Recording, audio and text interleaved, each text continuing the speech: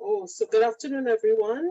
I'm just giving you our participants just about 2 minutes as we didn't broadcast immediately before. So just giving people a few minutes to log in and then we will start our program. So 2 minutes.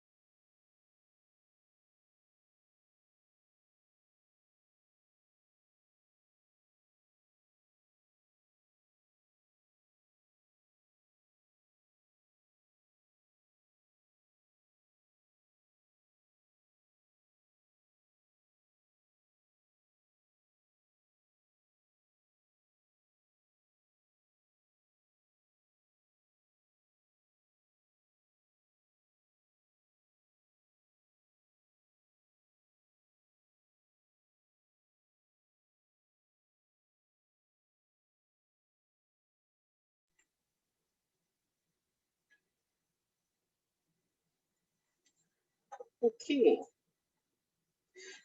right. So good afternoon once again. And in some cases, I guess good evening, even good night in some ways.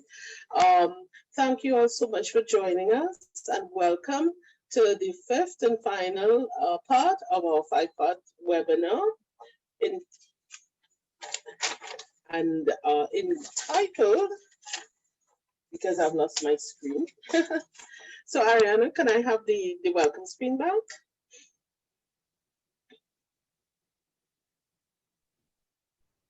Sure, just 1 second. Sure, thanks.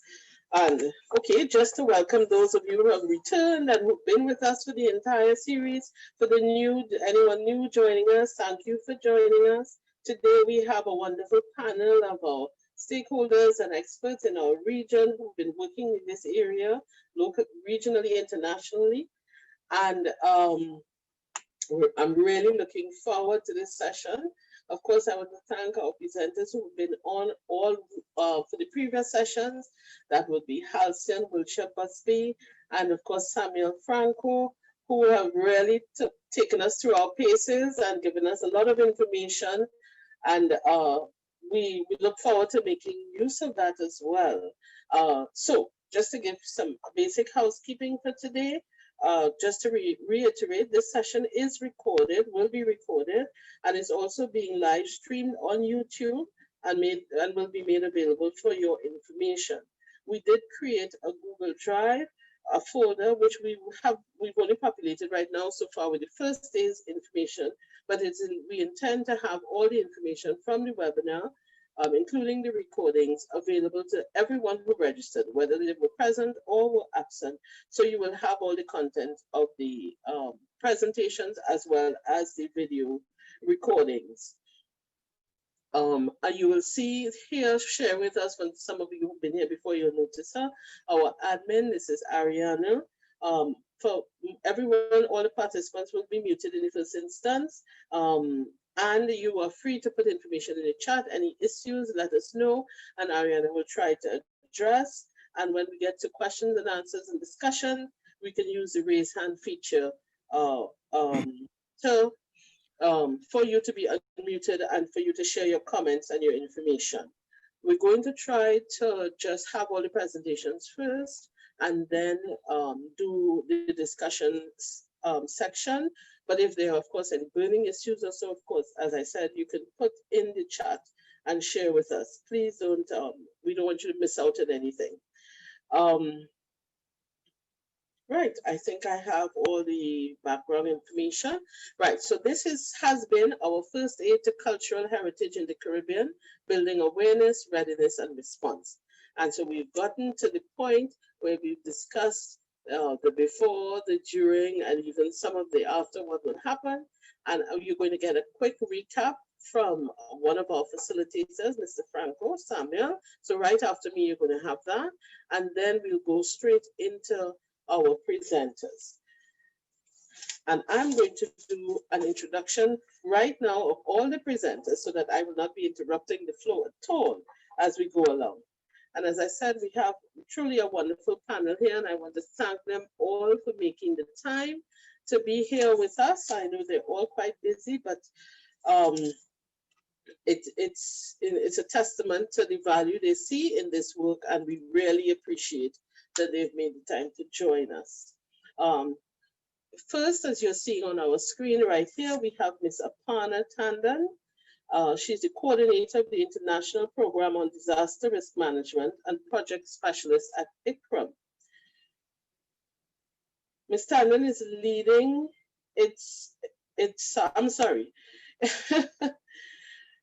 she's one of the leading in the capacity development program on disaster risk management and the flagship training on first aid to cultural heritage in times of crisis. She has been coordinating and developing the activities of the SOIMA, which is a sound and image collection conservation program aimed at safeguarding endangered audiovisual heritage. Aparna's led post-disaster assessments, training initiatives, recovery, cultural heritage in Haiti, the Philippines, Nepal, and many, many other areas. Ms. Tandon has significant experience in this area, and the FACT training, which we've mentioned all through the previous sessions, does come under the auspices of ICCROM, and she has supported our alumni, that is both Samuel and Halcyon, in their training in this area. Ms. Elizabeth Riley is the Executive Director of the Caribbean Disaster Emergency Management Agency, SEDEMA, and many of us in the region, of course, have heard of SEDEMA and has had to reach out to them during our challenging times. Ms. Riley joined the team at SEDEMA Coordinating Unit in 2001 and was appointed Deputy Executive Director in April 2012. She also acted as in the deputy position between 2008 and 2012 and was appointed Executive Director acting effective this year, 2020, in the year of pandemic. Oh my. Ms. Riley has over 20 years experience in the area of disaster management at the regional, international levels in various capacities. And she's currently playing a leadership role in the coordinating of the region's response to the COVID-19 pandemic. So welcome again to Ms. Riley so far and Ms. Tandon. And then we move right on to Mr. Yuri Peshkov, Program Specialist for Culture of the UNESCO Kingston Cluster Office for the Caribbean. Mr. Peshkov has been in the Caribbean since March 2016. He's worked at the National Program as a National Program Specialist for UNESCO Almaty Cluster Office, being responsible for UNESCO's cultural program in, and I do hope I'm saying it right, but Kazakhstan, Kyrgyzstan, Tajikistan, and Uzbekistan. Oh Lord, I do apologize if I said anything incorrectly, but that was since 2008. His work mainly focused on promotion of culture for sustainable development and protection of cultural diversity through the implementation of integrated operational and normative projects for preservation of tangible and intangible heritage and the promotion of diversity of cultural expression and intercultural dialogue. Prior to UNESCO, he worked as an archaeologist for the Institute of Archaeology and the Central State Museum of Kazakhstan, having participated in scientific research projects abroad. And finally, we have Mr. Maximilian Skrivanek, He's the co-chair of CHEN, as well as the director of the Curacao National Archives. And when I say CHEN, I mean the Caribbean Heritage Emergency Network. Max entered the archives world investigating archives as a historian. He studied at the Archives School in Netherlands, and from 1986 onward, he worked as a policy advisor at the National Archives of the Netherlands Antilles, then Curacao. He designed the new archives law, which passed legislation in 2008, and worked on the project to realize a new repository, which was completed in 2011. He was the director of the Service Center of the National Archives for 10 years, and since 2015, he's been the director of the National Archives Curacao. He's launched several initiatives since being there, the Archive School in particular in 2017, from which we've since had graduates, which is great. And he has worked on the board of CABICA since 2014. And as I said, he's now co-chair, along with Ms. Rita Chienfu, of the CHEN network.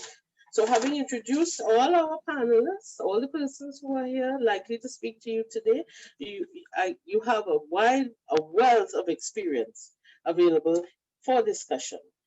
So I'm going to just now lead immediately into Samuel to give us our recap, and then we'll proceed with our panelists. So Samuel.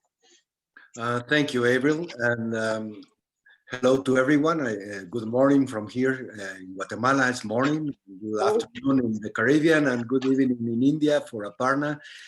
So it is a pleasure to share a little recapitulation of what we have shared in the last 4 sessions. So basically, we have spoken about the 3 different moments of an emergency, which are the before, the during, and after. So just a quick recap.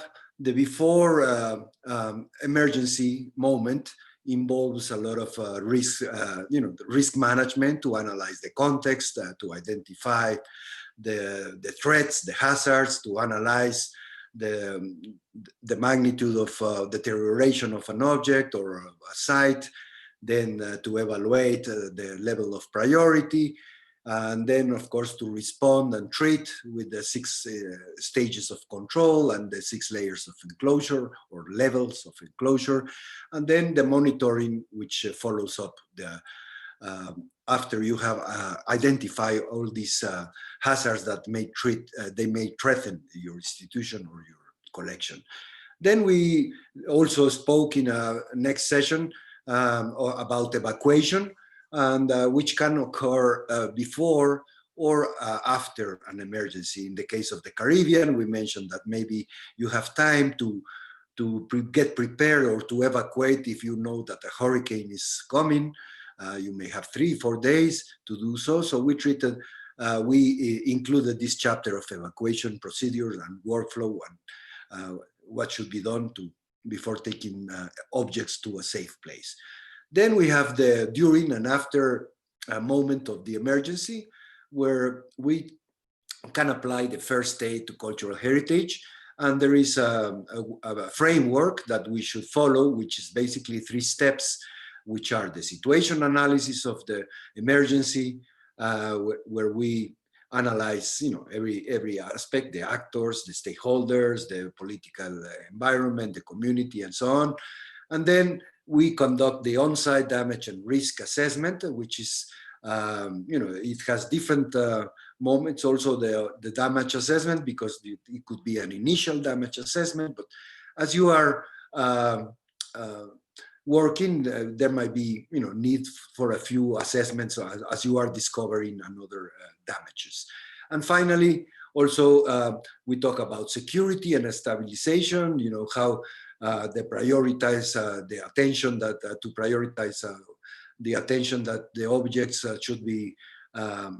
should take, like if they need triage, if they are organic, not organic, what is a priority, where do we take them, how do we pack them, how do we handle them and secure for looters or secondary hazards that may arise after an event, like an earthquake has aftershocks and so on. And then finally, this will take us to the early recovery phase, which is like the rehabilitation period, where we will also monitor and we will analyze all the data gathered during the situation analysis and the assessments in order to coordinate the different bodies that have to follow up and to strengthen our networks. And we also mentioned that it is very important to consider that throughout this whole process of these three steps, we have to keep thinking about documentation, risk management, communication, and coordination. So that is basically the whole procedure of conducting risk management and first aid to cultural heritage, to prepare our, to make our contingency plan and so on, our team, our protocols. And finally, I think we are very happy today. It's like a very historical day to me in the way that we are gathering these actors that we will listen in following, like from SEDEMA, the civil protection, the culture sector from UNESCO, and from ICCROM, which is very important because ICCROM is all about the methodologies and capacity building. They are the masters of it. And in this process, and also we will have Max from the CHEN network, which is part of these stakeholders and actors that should be included to conduct a proper risk management. And also we talk all this methodology that Aparna will tell you more about. Probably it's based on the manuals and tools that provide the first aid to cultural heritage times of crisis publications, which we are now doing in Spanish in Guatemala, and it is available in various languages. And also some issues addressed were also based on these manuals from ICCROM. They are all the three from ICCROM.org, where you can find also the evacuation manual and the guide to risk management. So thank you very much, and I leave the floor to the speakers and presenters, which we're looking forward to. Thank you so very much, Samuel, for that quick overview of what we've all experienced over the past 4 sessions. As I said, very informative, and thank you to you and Halcyon for taking us through those steps. I failed a little bit. I introduced everyone else except myself. And so I am Avril Balfon, here as the president of CAVICA, the Caribbean branch of the International Council on Archives, and also to highlight that this program and this work has been conceived within the framework of ICCROM's flagship program of first aid and resilience for cultural heritage in times of crisis, and its capacity building project on culture cannot wait, heritage for peace and resilience, and supported by the Swedish Postcode Foundation. And it's very appropriate now that we're going straight into our first presenter, Aparna Tandon, who's representing ICCROM here, to hear something of their work in this particular, well, their groundbreaking work in this particular area. And we welcome Aparna at this very late hour in India, and we thank you so much for facilitating us, and we look forward to your presentation. Thank you, Avril, and it's a great pleasure and honor to be here with all of you, and welcome to all the attendees. Thank you for joining us for this series. And without further ado, I'll share my screen and get into my presentation. And sorry, just a minute. So as you can see,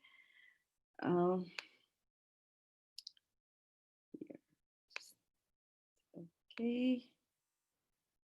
I hope you can see my screen. Yes, we're seeing you. Yes, so thank you. Thank you, everyone. A lot has been, you have covered, come through a long journey through all these webinars, 5 webinars where you have been systematically introduced to very dedicated people. Samuel Franco Arce and Halcyon will share about risk assessment, risk management for cultural heritage, and also then looking into emergency response and early recovery, I hope. And just to give you an idea of how did this journey start for ICCROM, I'm going to make a small presentation on our program called First Aid and Resilience for Cultural Heritage in Times of Crisis. What is this program about? This is about bringing change, and it is about building capacity on the ground, working with communities, making them uh, empowered to take action to protect their cultural heritage, because it has been, I'm sure all of you share this, that when there is a moment of crisis, culture is, or cultural heritage is something that people strive to save once lives have been secured, when once loved ones are, have been secured, their lives have been secured. People feel like going back to the roots and clinging on to something that is from the past. And it's because of this, the motto of our program is culture cannot wait. And when I say culture cannot wait, we also feel that as part of humanitarian response, culture is a force for resurgence, it's a force for revival, as well as building peace and resilience. There are three aspects of what we do with this program. One is enhancing coordination. And when I say enhancing coordination, it is not only about cultural heritage, it's also with the wider risk management community, humanitarian assistance sectors, and civil protection sectors. Because culture is part of the society, and when we disasters are a product of long-term weaknesses of development challenges, other root causes, other underlying vulnerabilities, which come together with various hazards. And so we cannot treat cultural heritage as something separate. It has to be seen as part of the society and as part of the other protective systems that we create for our protection, that we create for saving us from disasters. The other aspect of the program is focused on improving preparedness or readiness of the heritage sector as well as associated communities to face disasters and to come out of it.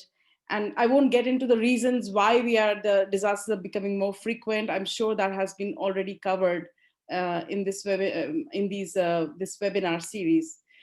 The final aspect of our work is that whatever we do, it is centered in the in the communities who care and nurture for cultural heritage before, during, or after an emergency.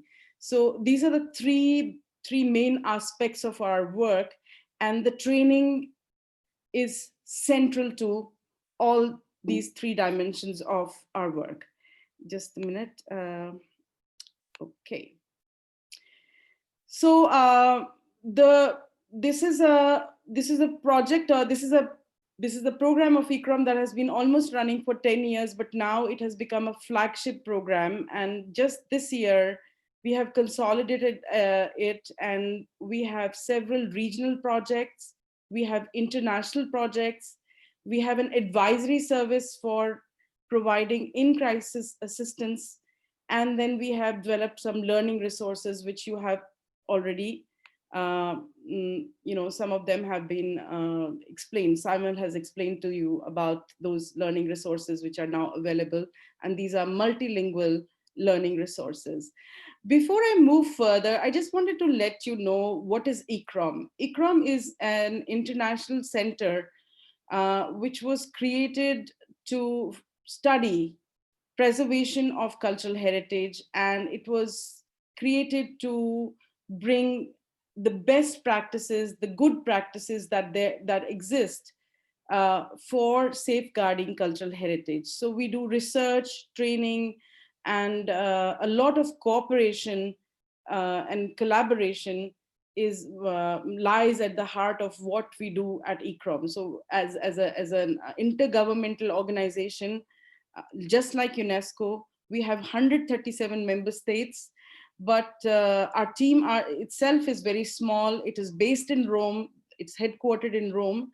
There is a regional center in Sharjah, but much of what we do is really because of our network, our alumni network, and the two people who have been really, I must say, the driving force of these webinars, Samuel Franco Arce and Halcyon Wilshire Busby, are just an example of what our community or our extended network, alumni network does, and how they bring about change and spread the message wide and far. So this is just a layout, and I'd rather explain the projects one by one on how we do capacity building. Last year, Halcyon was part of a course which was conceived as part of this international project, Culture Cannot Wait, Heritage for Peace and Resilience. We had selected from a group of applicants, like the 200 applicants almost. We selected 16 participants, and we also selected 5 mentors.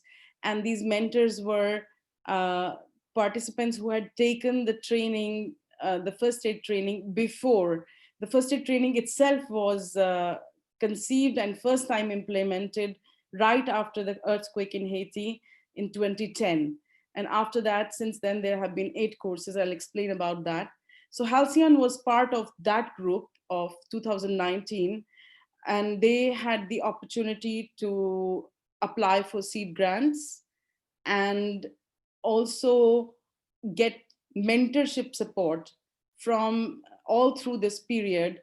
And after the training, right after the training, they had the opportunity to just implement whatever ideas they had. And this project was conceived by Halcyon and Avril and the Chen network, as well as Karbika, as a follow-up of the training that Halcyon took in 2019 in Rome. It was a 1-month intensive training followed by, I think, almost now 10 months of mentorship.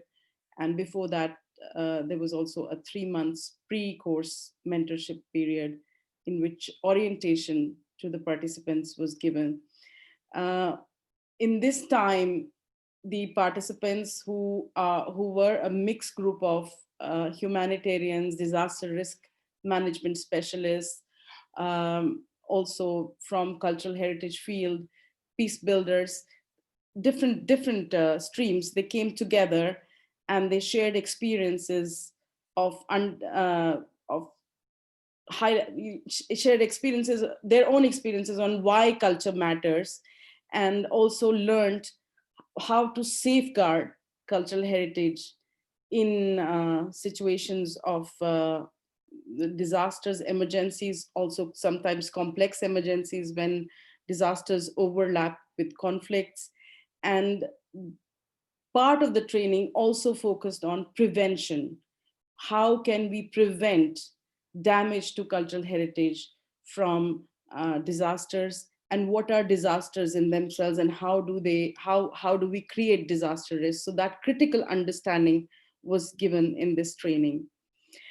As I said before, we have until now led 8 international courses, and our first course in Mali was bilingual. That was carried out it was an international course for Africa region, but carried out in English and in French in collaboration with UNESCO. And Yuri is here. He's also, and we were thinking of doing something similar in the Caribbean. I'll come back to that later. We have so far a robust network of 500 cultural first aiders in 78 countries. And we have developed small modules on cultural heritage first aid, introducing the idea of cultural heritage first aid, that is the emergency response for cultural heritage, as well as disaster risk reduction for cultural heritage in university courses. One of these courses is run by Ritsumeikan University, Another one is run by University of Turin. And now we are also exploring possibilities of collaboration with other universities. So if some of you are from universities, we would welcome your interest and would be very happy to find ways in which we can incorporate modules in the existing university curricula. So what happens after training? What do we do with this? Once the participants, so this training is a training which, in the words of our own participants, changes the life, or changes, affects change, or introduces people to a different form of living, where you are dedicated to working with your communities and improving disaster risk management in your area. And many of our participants have gone back and actually applied and received seed grants. So as a result, after 8 trainings, this is a modest, we haven't really counted. There have been many other replications of this training. So there have been over 40 workshops in 29 risk-prone countries. And we have had 8 in-crisis applications and of this training itself, but not only carried out by ICCROM, but carried out by our alumni network. So of that, we are very proud. And in this endeavor, Prince Claus Fund has been supporting us a lot. In fact, Samuel is running a first regional hub that was created by Prince Claus Fund with the support of Prince Claus Fund, and with the idea that we need to create capacity for both prevention as well as response for cultural heritage. And I'm very happy to see that in this webinar and in this series, there has been such great participation, and hopefully we will have a very strong chain network which will complement the network of first aiders all across the globe.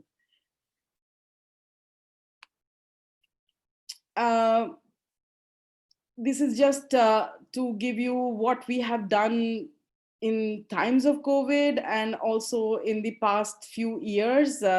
We have been working in giving assistance, technical assistance. We give distant training, in-crisis training to flood-affected communities. We carry out damage and risk assessments. We have released, you've already seen that, we have released a handbook, toolkit, and there have been multiple translations of our evacuation guidelines, and all this has been voluntarily carried out. Now, our evacuation guidelines, which have been widely applied by communities, even some communities in Philippines, before a volcano erupted, we got some feedback from some colleagues in Philippines that they managed to evacuate their museum collection, and successfully after following the guidelines. And so as a result, these guidelines have been translated in more than 10 languages. The same is the case for our first aid to cultural heritage handbook and toolkit, which is being translated in more than now 4 languages, I would say.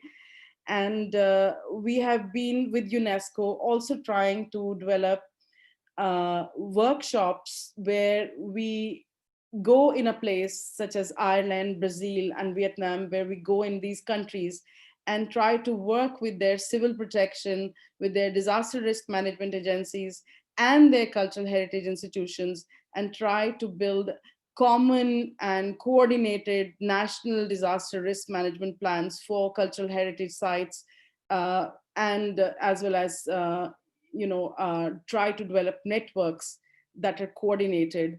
And I must say, this is a very promising area, and we are receiving a lot of interest, because in the end, all the risks are connected. If World Heritage sites or big tourist destinations, which are cultural heritage sites, they are somehow caught up in an emergency or in a disaster, then the first responders would be the ones who would be allowed in that area, and the first access would be given to them. So in that case, there is a need for coordination between culture sector and all these sectors. And the more they know about cultural heritage, it's very important that we train together and that we simulate such events together. And I'm very happy to see that Mrs. Elizabeth Riley has taken time out of her busy schedule to be with us. And I think this is a very positive step for the CHEN network. We are going to do now, recently, because of COVID, we're just like this training, our training is also going online now. Earlier, we used to simulate disasters and do simulations in person, but now we'll be doing online simulations. And one of the such courses will be where we'll be rethinking disaster risk management for cultural heritage collections in December. And it is for Southeast Asia region, which is like your region, facing the impacts of climate change. And in this course, we will be looking at multi-hazard risk management, disaster risk management, when multiple hazards or multiple disasters, let's say even risks get realized together, or they overlap with each other. When there is a flood and a fire and COVID all together, what do you do? And how do you build capacity for something like that? And in this kind of training, we'll be introducing for the first time scenario-based training, and some of the learning will happen online, and some of it will be carried out by our participants in their respective home institutions. And the end result would be production of disaster risk management, functional disaster risk management plans that embrace multi-hazard disaster risk management. And so this will be something that we hope to learn from together. Similarly, another risk-prone region where we are working and we're trying to build an alliance for peace and resilience through cultural heritage is the MENAP region, which is Middle East, North Africa, Afghanistan, and Pakistan region. And here, again, it will be something like an experience of what Halcyon went through. There'll be pre-course mentorship, there'll be in-person training. We hope we'll manage to do an in-person training next year in Cairo, Egypt. The training will be carried out in Arabic as well as in English, and then followed by a field implementation where participants, just like what Halcyon has done here, will go back into their respective countries and either replicate the training or actively try to provide, stabilize endangered heritage, or make preventive, risk prevention or disaster risk reduction plans for their cultural heritage sites as well as collections. When I say cultural heritage, disaster risk management, the first aid and resilience program, I think, is the only program, I think, also outside ICCROM. I haven't seen any other examples where we are trying to look at the disaster risk management for movable and immovable heritage, tangible and intangible heritage all together. Because the idea behind it is that all heritage is essentially intangible. It all begins, in the mind of people and in the hearts of communities that create heritage. So essentially, it is intangible. And the divisions that we as cultural heritage specialists make are false, because people experience heritage as one. So that's the core message, and working with communities and how they value heritage is also very important part of our all the activities that we have conceived in this program. Now, very quickly, a very important initiative that we are undertaking is with the European Union and the European Civil Protection and Humanitarian Aid Organization. It's called DG ECHO.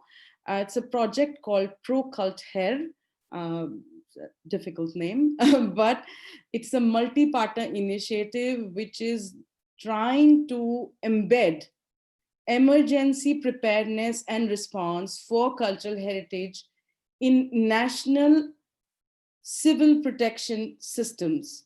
And this project we are doing with the Italian Civil Protection, the French Ministry of Interior, the Spanish Ministry of Culture and Sports, and the Turkish Disaster and Emergency Management Authority, AFAD. These are our partners. The aim is that all countries that participate in the European Civil Protection Mechanism will have a common methodology as well as standard operating procedures for ensuring that in the event of an emergency, cultural heritage is protected, and that teams within Europe, and if help is sought from outside Europe, they have the capability to protect cultural heritage, to deploy rapidly and protect cultural heritage. If this comes to fruition, this will be a very big, let's say, a step forward, as it would give legitimacy to all the cultural first aiders who have been trained, and it will bring greater, greater recognition for this kind of work. And we hope that many more such efforts will be replicated. So far I've just listed that we have a regional approach, we have an international training, but we also are doing work in regions. And the Caribbean region being also affected by frequent disasters, frequent extreme hazard events, and is feeling the impacts of climate change. And for us, this is an important region where the heritage is rich. It is, the intangible heritage is extremely rich, and so is the tangible heritage. But the idea is that here you also have very strong communal networks, and you have cultures and subcultures which are very interesting. So ICCROM would like to work with Carbika, with UNESCO, with SEDEMA, and would like to take this initiative further, and to make sure that the region can have its own capabilities and is empowered, and the professionals have a robust network where they can not only respond in times of disaster, but also help in creating better prevention strategies for the region, and also share them with other risk-prone regions. So that's an aspiration that ICCROM has, and we think that in coming time, in the coming years, we'll probably be able to organize more systematic capacity building initiatives together with all these partners that I have just outlined. We have also been in these times of COVID with our alumni network, and Halcyon was again part of that. Samuel was part of that. We've been doing some webinars on heritage and pandemics, and how health crises affect heritage, and how they expose it to secondary hazards and secondary risks. Because in times of COVID, we've had so many events. There has been an earthquake in Croatia, an explosion in Beirut, in Lebanon, and hurricanes in Philippines. And also, I believe you have been bracing up for your own hurricane season here. This brings me to the experience that ICCROM has in giving, and through this FAR program, we provide emergency response and technical assistance for our member states in distress. And upon specific requests, we have carried out post-disaster damage and risk assessments. We have also trained personnel, communities as well, and volunteers for engaging in for providing cultural heritage first aid and also post-disaster recovery operations. For example, in Mosul, Iraq, ICCROM is working with UNESCO in recovering a mosque and also some historic areas, historic settlements around that area.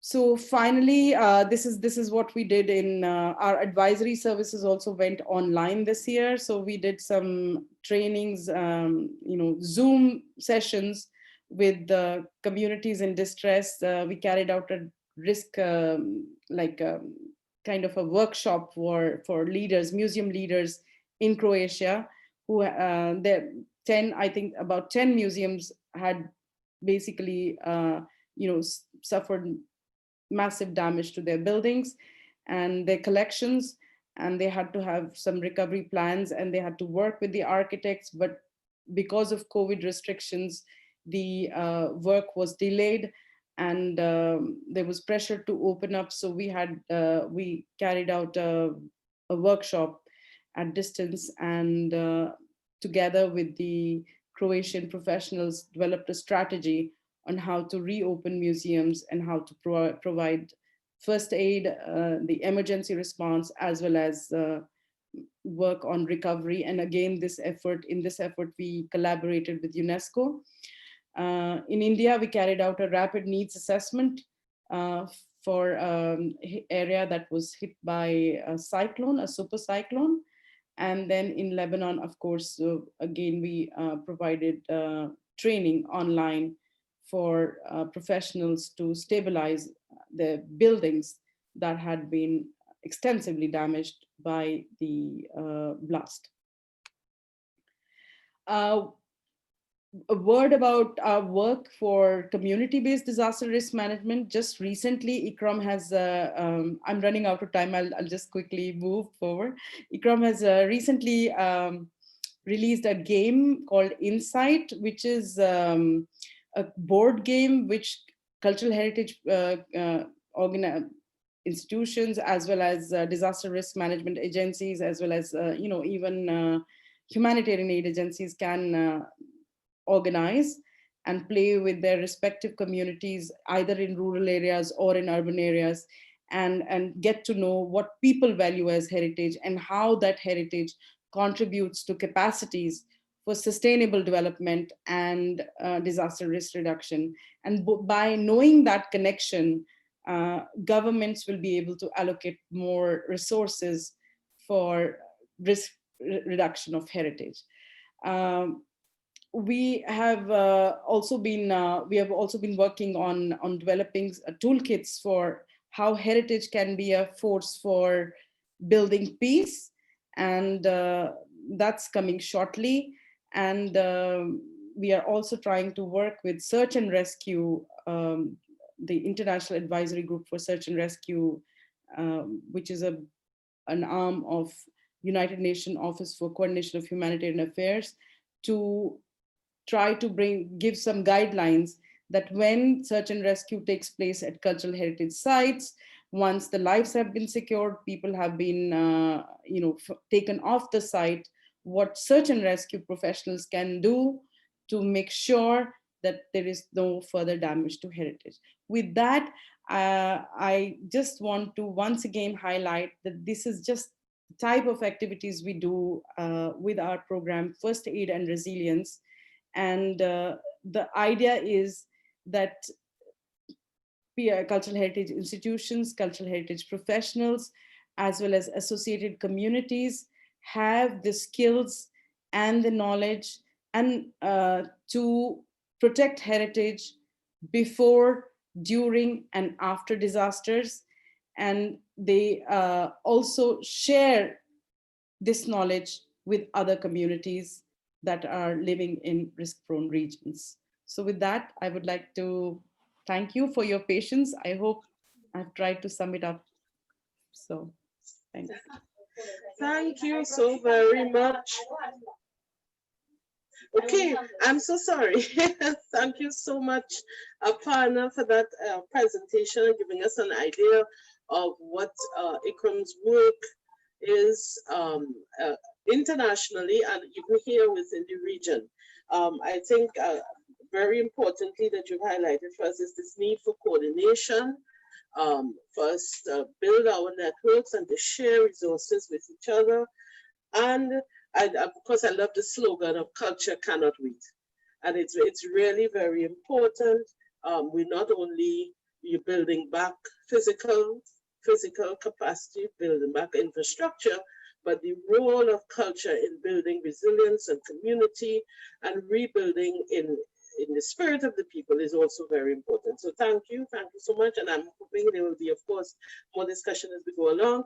And I don't want to keep back at all. So I want to move immediately into and invite Elizabeth and Ms. Riley to share with us her presentation. And thank you also for joining us. And I know you've been very busy and these are very difficult times, but we really appreciate your presence here with us today. Good afternoon, everyone. And first, let me express my sincere thanks to the team at Carbika for inviting Sedima to be a part of today's conversation. I will use my maybe 12 minutes or so to share a little bit with you about the initiatives that have been undertaken by Sedima related to disaster resilience in the culture sector. And in the presentation, I want to cover essentially 3 areas to share a little bit with you about my agency, Sedima, and what we do, to give some context as to why the conversation on disaster resilience and the culture sector is very important within the Sedima participating states, to touch on the initiatives that we've been working on collaboratively with our partners, and some of the next steps that have been identified. So Sedima, the Caribbean Disaster Emergency Management Agency, is a part of the Caribbean community. And we have been given a remit as per the agreement signed by our heads of government to support our participating states in essentially 5 areas. So we mobilize and coordinate disaster relief for impacted states. We support our states in reducing or mitigation the consequences of disasters. We have an information clearinghouse function, not just in post-disaster times, but also in peace times, and the responsibility for being a repository and making information available to diverse audiences. We also encourage disaster loss reduction and through cooperative arrangements and mechanisms, including through partnerships, such as with our culture sector partners. And we have a remit to look at the establishment, enhancement, and maintenance of adequate emergency disaster response capabilities amongst our states. And in doing so, we work a lot on training, including with our partners. On the right-hand side of the diagram, you see we have a big geographical remit, and those states shaded in yellow are the 19 Sedima participating states. The newest member to our family is the Cayman Islands, which joined us on September 1 of 2020 this year.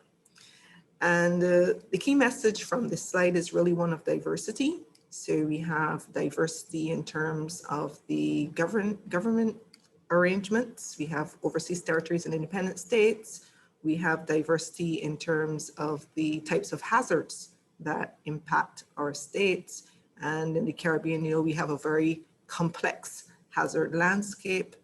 And this was mentioned by the previous speaker as well, because you do get multiple hazards often occurring at the same time, as we saw this year with the coincidence of drought, the hurricane season, and COVID-19, and this is not unusual for our states. We also have diverse capacities in terms of how we can treat with particular hazards. So in 2001, we embarked on an ambitious program in the region, looking at the whole issue of building safer, more resilient and sustainable Caribbean states. And this was through our comprehensive disaster management strategy, or CDM, We are now in our third iteration, which spans the 10-year period 2014 to 2024. And we identified essentially 4 main areas that we wanted to work alongside our partners in resilience building. And many are very much linked to the conversation with the culture sector. So when we talk on strengthening institutions, as you see on the far left, it's not just about strengthening our disaster management institutions, but also our partners, such as our culture sector partners, and really empowering them to be able to understand more about disaster risk and be able to manage those risks. Knowledge management talks about having a strong evidence base for decision making, and this is very important, and you'll see it has emerged from some of the initiatives with the culture sector as a priority. Sector integration, and of course the culture sector is one of those sectors that we look at and work alongside in strengthening resilience. And finally, community resilience, and this of course is very important because community is really the front line for all things related to disaster risk and how we strengthen resilience at the national level. There are 4 cross-cutting themes looking at gender, climate change, ICT, and environmental sustainability as well. So if we could take a quick snapshot as to the kinds of impacts we've seen in the cultural sector. This is from 2017, Hurricanes Irma and Maria and their impacts on Antigua and Barbuda and Dominica. And you can see the total damage and losses within the culture sector at $4.1 million in Antigua and Barbuda and $8 million in Dominica. And also to the far right, the culture sector damage and losses as a percentage of the total damage and losses as well. And even though the percentages may look small, the fact is that the culture sector is what very much makes up the fabric of who we are. And as such, impacts to the culture sector have the potential to change what we understand to be our norms and the heritage that we've all embraced from the time we were very young. And this is just a photo of the craft market, for example, and the damage in Dominica. So points of departure then. 1 is about building a culture of safety, and culture is really about our default posture and default thinking. So in everything we do, we want to be thinking safety and thinking of the hazards that we face and how we can address those hazards. We also recognize the impact of disasters on cultural traditions and cultural heritage. And we've seen this across the region repeatedly in the aftermath of events. We also recognize culture to be a very powerful force for change because it very much influences our human behavior, resilience, and also perceptions of the level of risk, as well as translating then into the types of practices that we undertake. And a good example is related to perceptions with respect to level of risk related to COVID-19. So in our region, what you see is that every territory has not, for example, mandated the wearing of masks, but it is recommended in some spaces. In some spaces, it's a requirement, but only if you go into public spaces, et cetera, et cetera. And risk perception very much influences how persons are going to behave. So if you believe that COVID-19 is a real threat for you, and from a cultural perspective, this is something that is accepted, persons will tend to wear masks. But you have diversity within your population. And of course, culture is very important in changing that. And we've seen a lot of efforts in this region where we have jingles and songs that have come forward trying to encourage persons, cultural icons being used to encourage the health protocols, etc. So culture is also a source of strength and resilience. And the critical way forward is really about building stronger interactions between our culture and disaster management practitioners. So in March of 2020, in fact, the day we started the workshop was the first day that the first COVID case was recorded in the Caribbean, in Jamaica. UNESCO and CEDIMO partnered on a workshop on disaster resilience in the Caribbean's culture sector. We had a wide array of participants from the culture sector, disaster management, development partners, over 52 participants. And we had identified 3 specific objectives for that workshop, looking at building awareness between cultural practitioners and disaster risk management actors on resilience building, working on developing a roadmap towards strengthened collaboration between these 2 groups, and to provide input to a framework disaster risk management guidance tool for the culture sector. There were a number of key recommendations emerging, and I just want to highlight some of them from the 9 that I've put on screen. One is really in the red on the top left about governance and enabling environment, and really creating those spaces where the conversation can flow between the 2 communities. And that was something that we recognized was really treated in a very diverse way across our states. The importance of building the evidence base, we talked about that when we discussed the CDM strategy. Efforts to physically protect assets, operational readiness of culture and heritage facilities was also important. The necessity of planning before an event so that we had a plan as to how we were going to recover was very much raised. Strengthening those capacities within both the disaster risk management community in their understanding of culture and the role of the disaster risk management capacity in supporting our cultural practitioners in understanding disaster risk issues. So it's a 2-way street that we really need to address. Working through better partnerships, including with the private sector, and there were some great examples that were shared there, including from Suriname. How we leverage our education opportunities, public awareness, and the types of tools that are out there. And of course, very importantly, how do we finance these initiatives? So these were all some of the key recommendations emerging. So in terms of the next steps, we made a commitment as CEDIMA and UNESCO to collaborate with respect to the integration of disaster resilience in the culture sector into the CEDIMA work program. And this is something that is now a feature of our upcoming programming year. We have also made a commitment to work on guidelines to develop a national strategy and plan of action for disaster resilience and recovery in the Caribbean culture sector. And upcoming very soon as well will be our undertaking of national workshops in selected pilot countries on the integration of disaster risk management in the culture sector. So we've embarked, I think, on a very exciting journey. I think it's a critical journey because it's a journey of change and change for the better, and how we leverage the culture sector in supporting the whole resilience message, and equally, how do we as disaster risk managers support the culture sector in building the resilience within that sector itself. So thanks again for having me make a contribution today, and I'm happy to take any questions at the end of the session. Thank you. Okay, and thank you so much, Ms. Riley, for that very, very on point presentation. Certainly gets us, putting us in where we are now in the region as it relates to SEDEMA, as well as what areas of integration and cooperation have already been initiated.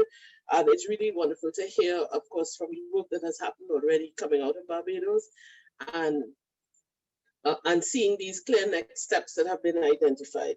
And certainly we would like in the heritage and cultural sector to position ourselves to respond accordingly and, you know, contribute to building those networks with yourself and the other stakeholders in the region. So thank you so much for that.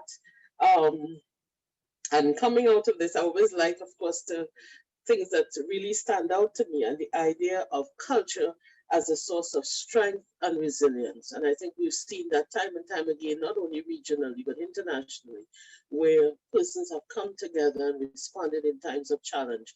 And culture has certainly played a very important part there. So thanks.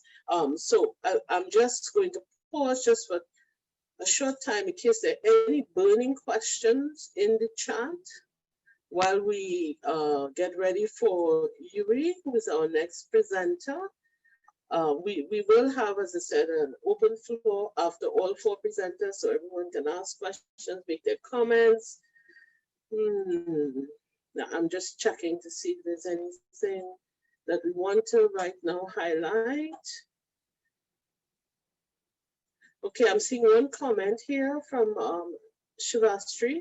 I'm saying that she believes that it's important to involve our local government practitioners to bring the identification of cultural heritage to the attention of the trust. Local government councillors could play an important role. And yes, I think one of the things coming out of all our presenters, even during the week, the other discussions we've had before, is the idea of getting people involved from the ground up and building the relationships before something happens, so that we are all aware, both on the first responder side as well as the cultural activist side, what we are doing, and then working together, not at the time when a disaster happens, but certainly from before. So I would like to move immediately into Yuri's presentation. If I could invite Mr. Peshkov then to give us his role as UNESCO and the regional office. Yuri, the floor is yours. Thank you. Thank you very much, everyone. It's nice to see everybody. Welcome to panelists and the participants. I can see many familiar names, so friends and colleagues.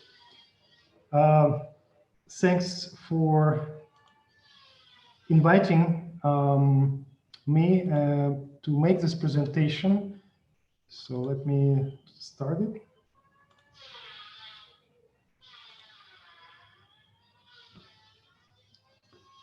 So I guess I will need to switch. Is that okay? Can you see?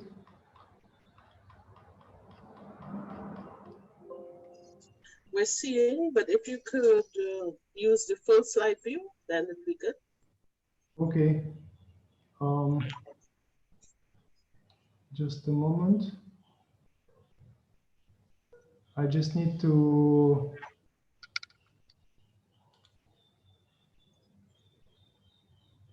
Okay, like Yes. this. Okay, so it's working now. So just few words about how UNESCO is dealing with the protecting of culture in times of emergencies. Well, actually, the mandate of UNESCO is not directly linked to humanitarian relief operations. As perhaps other UN agencies, they are more operational when disaster happens or any kind of emergency. That's why for many years UNESCO did not have the means to intervene in crisis situations. Well, nevertheless, we are all aware about the huge international campaign for relocation of the temples of Ramses II in Abu Simbel. And that was a long campaign from 1960 to 1980s. So UNESCO did some of the operations that were, connected to the emergencies. But nevertheless, I think in the recent days, of course, we have developed many manuals with also in partnership with ICCROM and other organizations.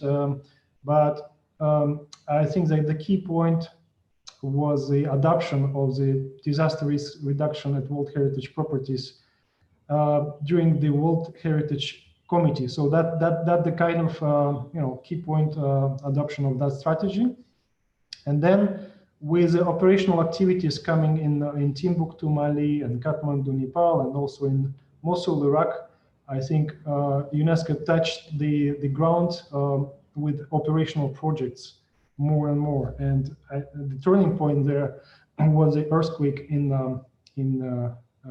Nepal. Surely, as we said, the culture is a humanitarian security imperative in crises.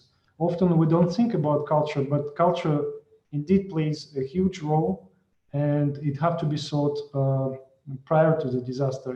How culture can play a better role in securing communities and securing lives as well. Culture also leads international efforts to rehabilitate sites and communities. I should just share some of the examples where the operational projects of UNESCO and partners are vocal. UNESCO also elaborated the strategy for reinforcement of the action for protection of culture and its addendum. So basically, that strategy was elaborated for the armed conflict, or the human-made emergencies. But then the addendum also speaks about the natural and man-made disasters. So it's a big step also in our identifying our strategic priorities and guiding principles. Within UNESCO, we also have the Heritage Emergency Fund, which is quite accessible. There are some limitations, of course, and if the participants are interested, we can provide the information about this fund. But basically, in the Caribbean, we also relied on this fund in helping Carbica and heritage experts of the Caribbean to create CHEN. And also we supported the PDNA, post-disaster needs assessment of Dominica under this fund.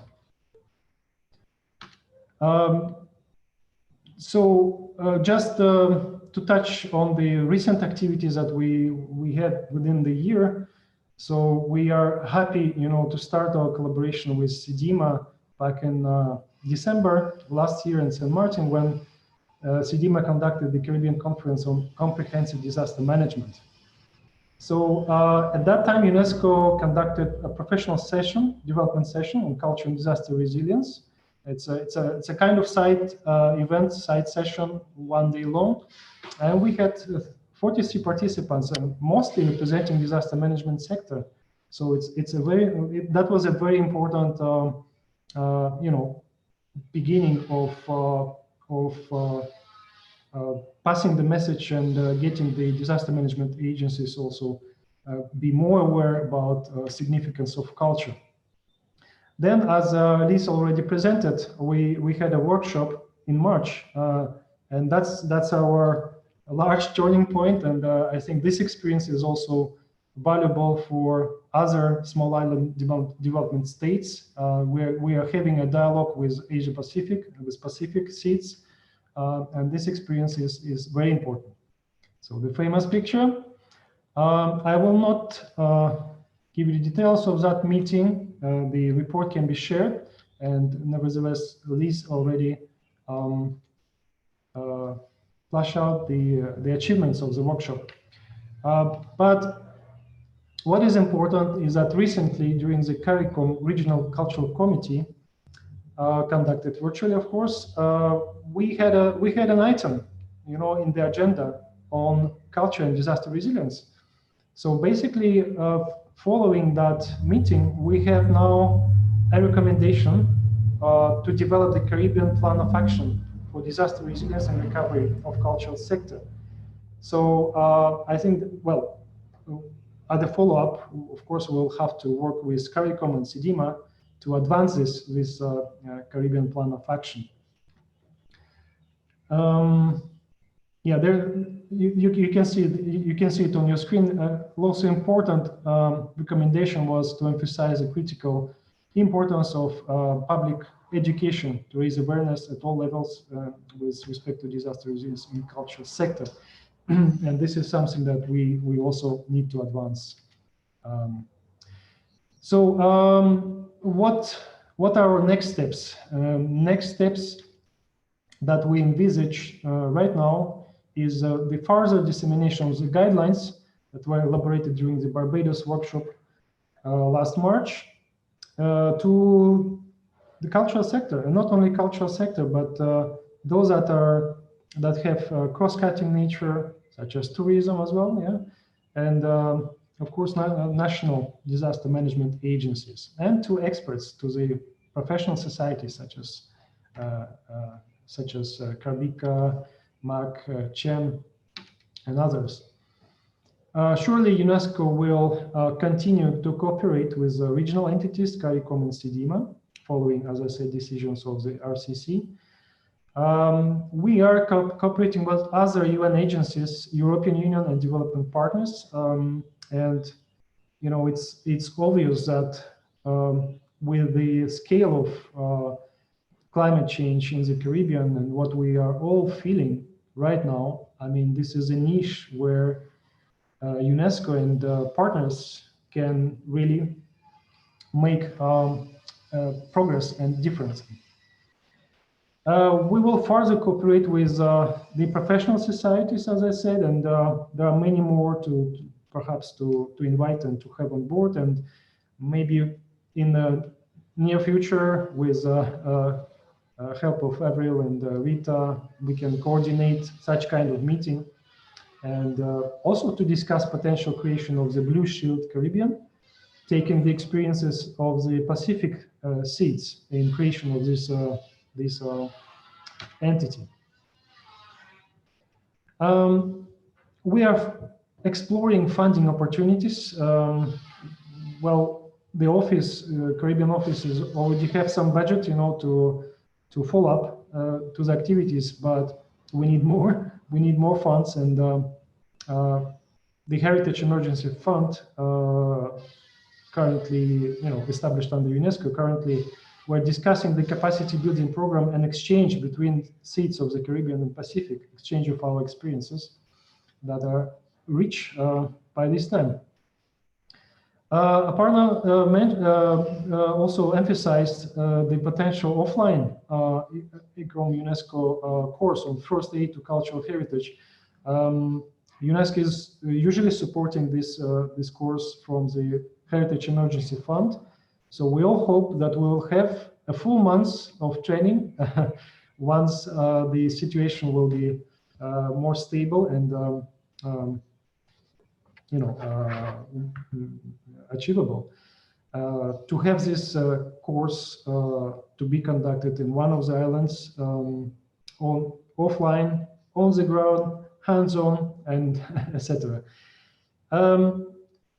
Important event that was cancelled, actually, that could happen last July, the 7th Regional Platform for Disaster Risk Reduction in the Americas and the Caribbean. So it was scheduled to be in Jamaica, Montego Bay, and now it's postponed. I know that the decision will be taken in December, perhaps. But within this platform, we also negotiated a room for the culture and disaster resilience. So that's something that is still to be discussed and decided. Okay, the immediate follow-up for us is the pilot initiatives to integrate disaster risk management in culture sector planning on national level.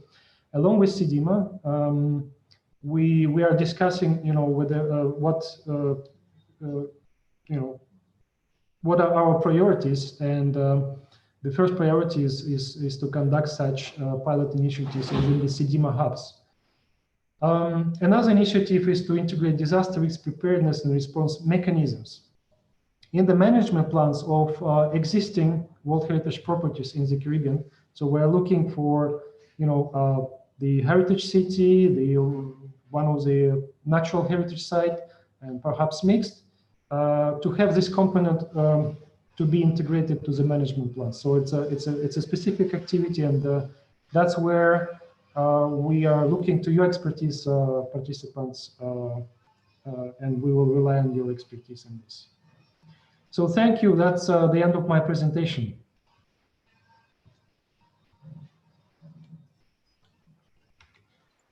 Oops.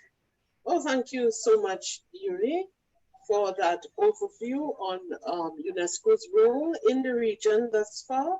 I'm hearing some key themes, being repeated and very important: capacity building, collaboration, follow-up for things and initiatives that we're talking about, and then of course sustainability. We need to be able to maintain these programs I like the idea, and I see both yourself and Cinema had mentioned the issues of piloting things and testing them out.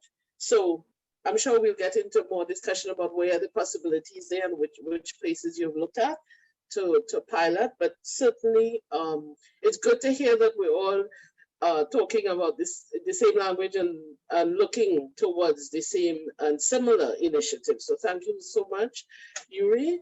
And we're going to move on immediately into Max's presentation. I think we're making very good time so that folks will have a lot of opportunity to share their views and to discuss how we can all work together to move forward in this activity. So Max, I'm opening, the floor is open to you.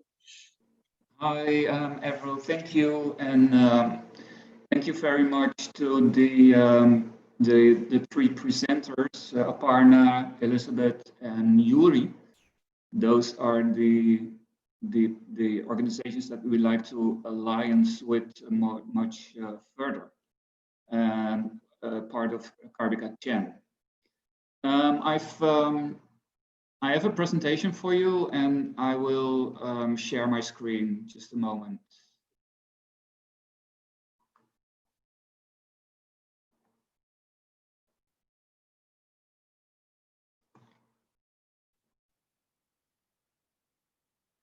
So, hope you can see my screen. We're seeing, sorry, Max, if you could just choose the full screen feature. Yes, perfect. Okay, I'll start with,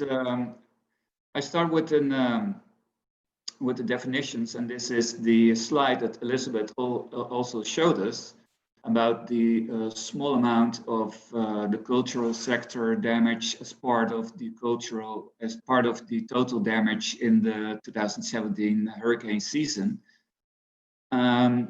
which is of course, and thank you very much, Elizabeth, saying that these small amount doesn't represent the identity of the national identity of cultural heritage, which represents a fair amount of value, but still we think cultural heritage sector is not well represented in national statistics.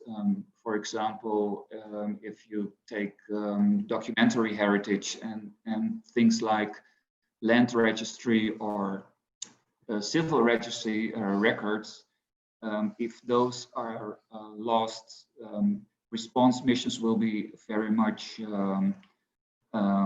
frustrated. So these are not considered as cultural heritage, but they're part of the national identity and indeed cultural heritage.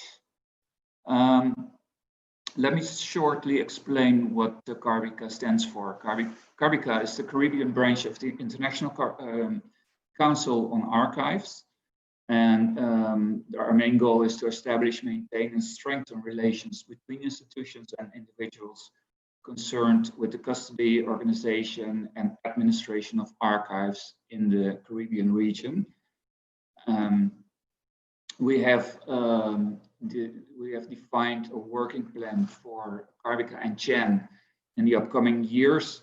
And first of all is we like to initiate alliances and establish advocacy with, for example, SEDIMA, UNESCO, and ICCROM. Also with Blue Shield International. Yuri mentioned this, and I'll come to that later on. Just to strengthen our networks in the entire disaster management spectrum. As Yuri told us, March 2020 was a meeting in Barbados, originally planned, and with the contact with SEDIMA. We like to, I like to stress this very much, we like to further strengthen our relationship with SEDIMA and the other international networks. We like to, secondly, we like to promote Chen and encourage national governments to join Chen.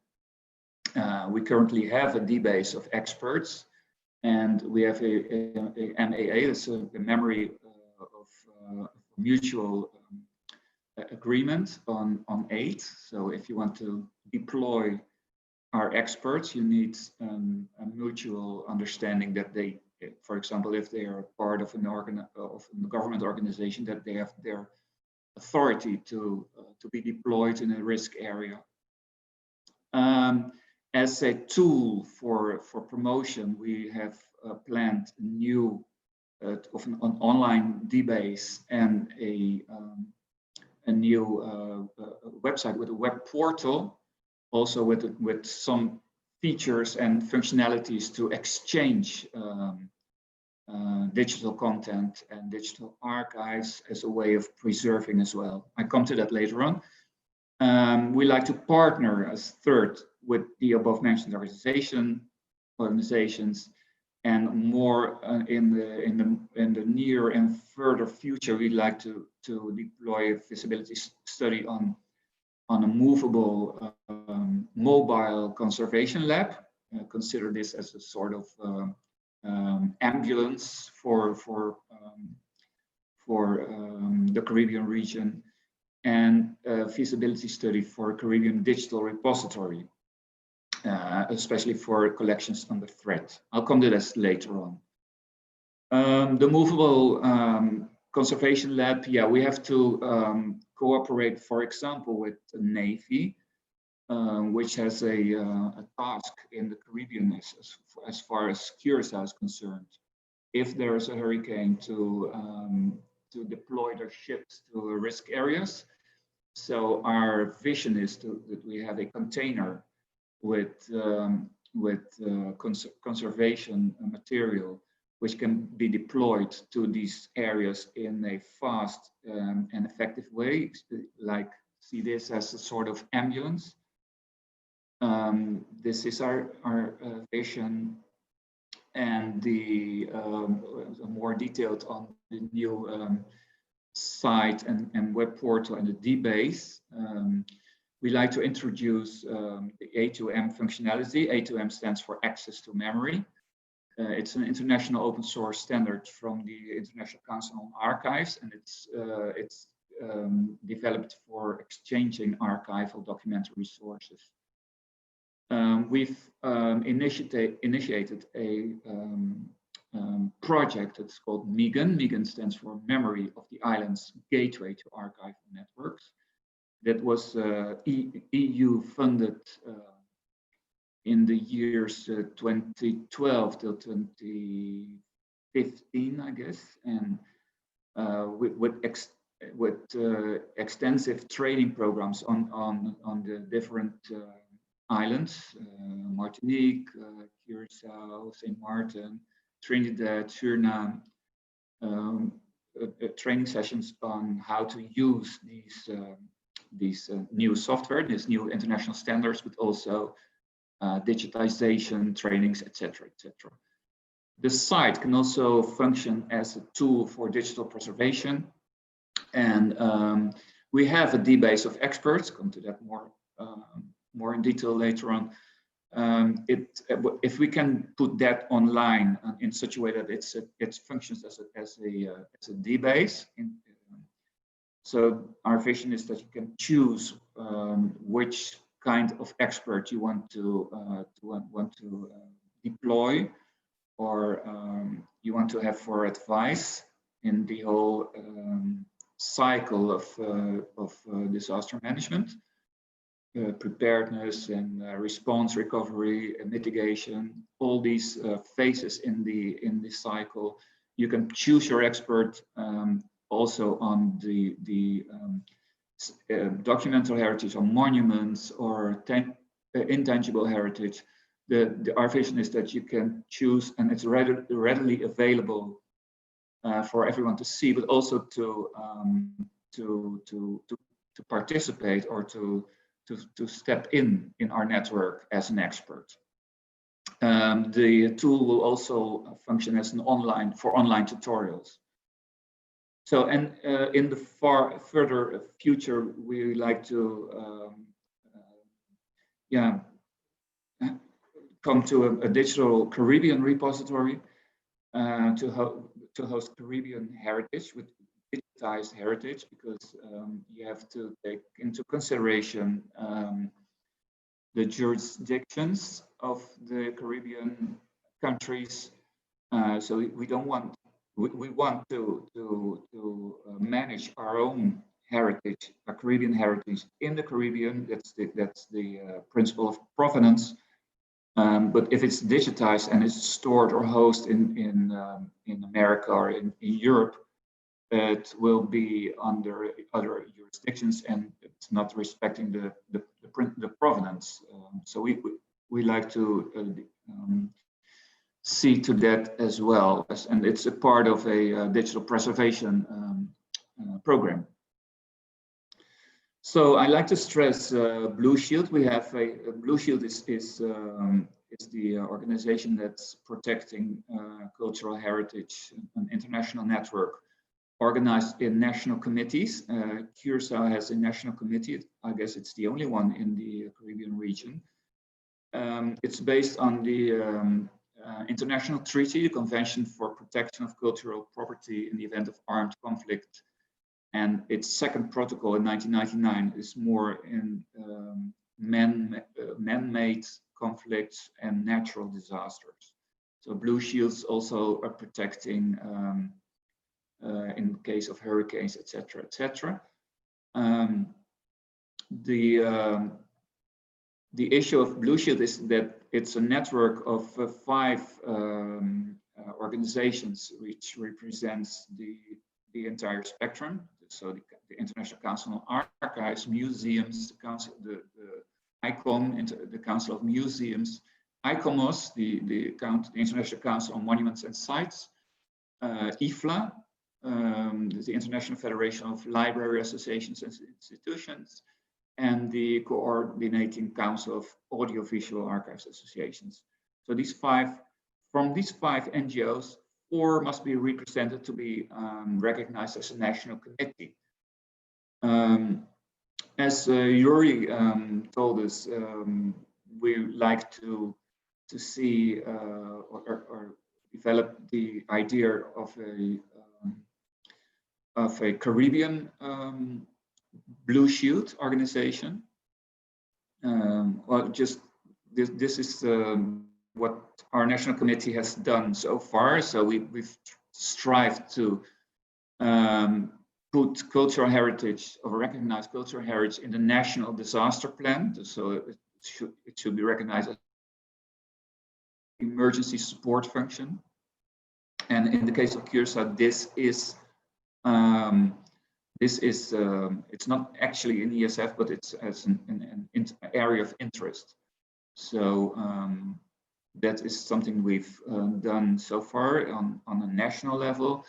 And as the chair of the International Blue Shield organization stressed to us, when we approached her, Emma Cunliffe, the chair of Blue Shield International, and Peter Stone, also on the board of Blue Shield International. So we reached out, so the board of Carbica reached out, and Chen reached out to Blue Shield International to speak about the idea of developing a regional Caribbean Blue Shield, which they thought was a very good idea because the Caribbean is scattered and stretched. You need some sort of focus point. The only problem is what I said, the Blue Shield is organized around national committees, and so we can create a Caribbean part, but it's going to be a network, and they have to look very carefully in their constitution to create a Caribbean Blue Shield network. But the initial contacts are made with the board of Blue Shield International, between Carbica Chen and Blue Shield International. Our vision for the upcoming years is work very closely with the CEDIMA, also with UNESCO and ICCROM, etc. But CEDIMA is so well organized that we should let me just see. This is the slide that Elizabeth also showed us, and the way CEDIMA is organized in regions, sub-regions, which is so well if we could deploy a cultural attaché or a CHEN member in those 4 regions in case of emergency, and use the structures and that CEDIMA already has in place. So we like to reach out to CEDIMA, Lisbeth, and start our conversations to strengthen these alliances.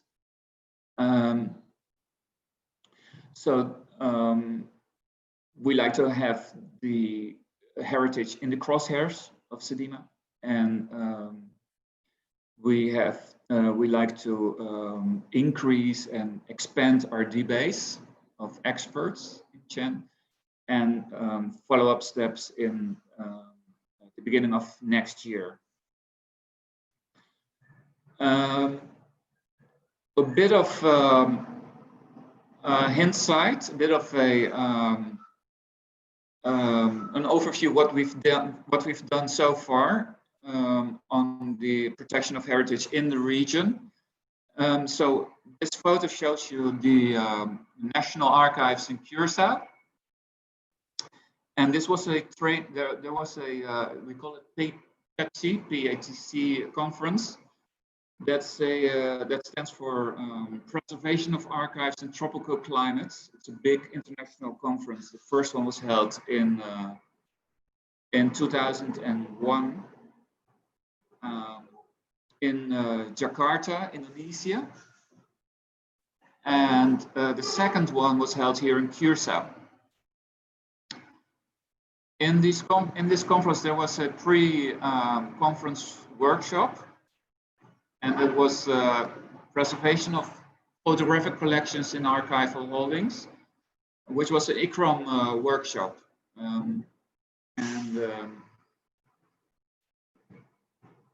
It was better known as Hans Konica Tuna, because it's the Golden Gloves Club. That was a very extensive workshop. There was also a initiative within Carbica after the hurricane season of 2004, which was a very active Atlantic hurricane season. And Carbica came up with the project CARTAS, which stands for Caribbean Archives Task Force for Disaster Protection. It was initiated by EC member Yulu Griffith. There are some very interesting features in the report she wrote, and I will go through this a little bit more faster. The most important conclusions in the damage assessment in 2004-2005 was that although archives and records management were low profile within the disaster management community, and although the fragmented knowledge base was, and there was a fragmented knowledge base, it was recognized that there was a capacity for regional strategic response, but underutilized. So this is a very important conclusion they had in 2005. Within the Caribbean region, there exists a human resource capacity to develop and maintain regional strategic emergency disaster response, but it was underutilized. So this is something we have to build on in our future initiatives. So more recently, we've launched the Archives at Risk project, which is an ICA-funded project, and our focus area was Grenada. We've done a fact-finding mission in 2015 and an advocacy and training mission in Grenada. So that same year, so this is Grenada, which their documentary heritage was not very well managed. And that same year, the hurricane season 2017 struck. This is a Hurricane Irma in September 2017, and you can see St. Martin in the eye of the storm. It was a very, very destructive event, and followed up by Hurricane Maria, also Category 5, and in between them Hurricane Jose. So I've lent a slide of Sedima. The impact of Irma and Maria were especially felt in these three countries, so the BVI, the British Virgin Islands, Dominica, and St. Martin. What did we do? We sent a fact-finding mission to these islands, done by our paper conservator, Valerie Martens Monnier. She's one of the participants of this webinar. She's done the fact-finding mission in these three islands, and not only fact-finding mission, but she also gave hands-on trainings and advice. So this initiative to send an expert to these islands to help them with the preservation of their archival holdings created a lot of goodwill, and also the demand to structure these kinds of help. So we did this workshop together with UNESCO, ICA, and the government of St. Martin, Dutch government, and the Gerda Henkel Foundation. And in this workshop in St. Martin, it was August 2018, the initiative was launched to create CHEN. Just briefly, on this second bullet, you can see this calling for the establishment of a Caribbean Heritage Emergency Network, CHEN. So CHEN was born in this working conference in 2018. Immediately after the workshop in St. Martin, Carbica installed a working group with representatives from the entire spectrum, from archives, museums, libraries, intangible heritage, archaeology, you name it, and to prepare the necessary documents ready to be presented to the General Assembly of Carbica. My time is up, Avril. I'll speed up. Okay, so CHEN is a network of regional technical teams and individuals to face efficient local response in the event of future disasters. What did we do? I'll speed up. We've created a network, a DBase. No, the working group. This working group created the bylaws, the mutual aid agreement, and a communication plan, and a DBase of experts. The DBase of experts is 6 experts from 6 islands in the Caribbean. In total, 23 experts, and they will be the core of CHEN in the future. But these experts are just from these 6 islands, so we have to reach out to all our members in the entire Caribbean region to ask for them to join us in this network. These are the documents we've created, and the bylaws were presented to the General Assembly of Carbica in 2019.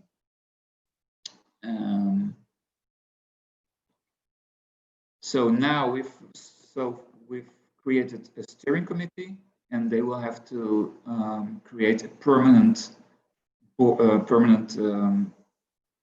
CHEN in the coming 2 years. These are some of the objectives of CHEN. So it's to strengthen and initiate alliances. It's to advocate and raise awareness and to provide professional expertise, the debates, etc., and to identify resources for disaster prevention and rapid intervention in the case of emergencies. Thank you very much.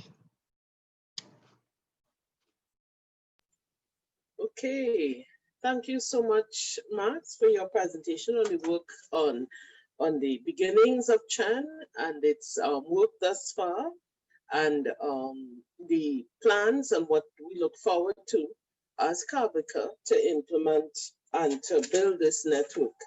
One of the things I really want, and it was even said even before CHEN on the Caritas, it's the regional capacity exists. And you know, that's a good positive, and we're seeing it even from the sessions we've had before. The persons who participated, the persons who contributed, and even our alumni who presented as part of the PAC training. So the capacity, it exists. It needs to be strengthened, and in some cases it may be underutilized, but it could simply be that we don't know. And these sorts of discussions is an opportunity for us to know what everybody's involved in, what they're doing, and to make sure that capacity gets used most effectively instead of, you know, duplications of efforts and so on, so that we could work together more effectively. So thank you again, Max. And I know I thought we had a lot more time, but I see we're very much closing in on the 3 o'clock hour. However, I would like to open the floor for discussion, for questions, comments from any one of the participants. I believe there was one that was in there before, other than the one I mentioned about the local government. Valerie, Ms. Monet mentioned there was a question for SEDEMA. It was at the time when Ms. Riley was presenting, and a question as to which were the pilot countries that were being looked at for the initiatives when you spoke about the rollout. Elizabeth, if I could put that question to you. I believe it was during your presentation that she raised the question of which pilot countries were you all thinking of to start with, or had they been identified as yet? Thanks very much for the question. And yes, we had a conversation between UNESCO and SEDEMA on this. And the agreement is that we would start with the SEDEMA sub-regional focal points. And Max had it on screen, actually. So the sub-regional focal points are Trinidad and Tobago, Barbados, Antigua and Barbuda, and Jamaica. Over. Okay, all right, good. Thank you for that response. Excuse me. Avril? Yes, Yuri? Yeah, I'm sorry, if I can add as well. Yes, of course. Yes. Yes, indeed, SEDEMA hubs is something we discussed extensively, but also within UNESCO, I think we have little resources also to help, you know, smaller individual islands that, you know, that are progressively ready, you know, for such exercise. So we were thinking also to add, you know, smaller scale activity perhaps to the core SEDEMA hubs. Okay. So if I understand clearly, you're saying that UNESCO will be trying to support some other small states to also be part of the pilot exercise. Yes, this is okay. Yes, this is something that is under consideration and discussion with national commissions for UNESCO as well. Okay. Okay, thank you, Yuri, for that. I'm looking through the chat. I'm not seeing any additional comments. Ariana, have you noted any that I may have missed in the chat? Any questions that have come up or comments? Hi, Avril. No. Yes, yes. Hi, no, I haven't noted any new comments. Okay.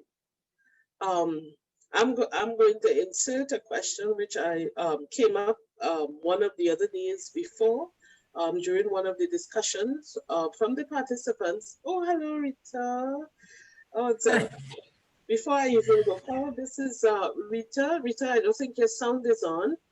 This is Rita Chienfu. She's one of the co-chairs of CHEN, Kabika CHEN, and of course she's our immediate past president on the current Kabika CHEN board. So nice to see you, Rita. You have a comment? Good afternoon, everyone, and thank you all for presenting your views about the Caribbean disaster management initiative here in the region.